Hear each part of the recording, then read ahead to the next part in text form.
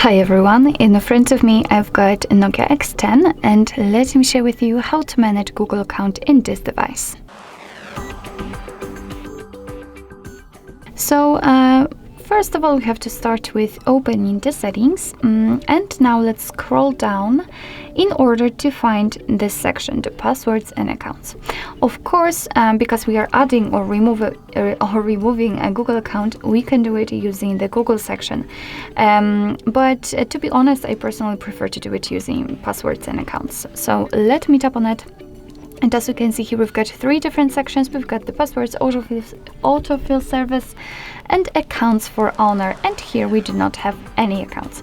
So let's begin the whole operation with adding new one. So let's tap on add account, choose Google.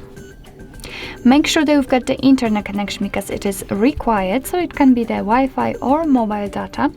And here from this step we can either create a new account if you do not have your own yet, or simply type your email or phone. So let me do it.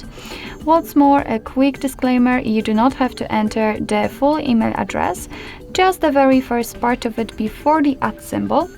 And after tapping on next, your device will autofill it. So without the @ symbol, tap on next.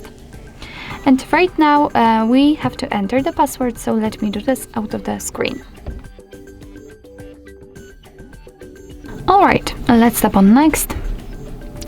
Here we've got Google Terms of Service and Privacy Policy, so of course you can read it, just tap on it, and here you've got all the info.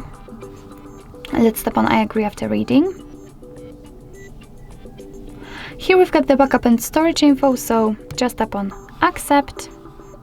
And as you can see, we just successfully added our Google account to this device. And of course, you can remove it also whenever you want to, just by tapping on it and tapping on remove account. Tap on remove account again, tap on OK. And if you've got the screen lock, you will have to enter it to confirm. And as you can see, the account immediately disappears from this list.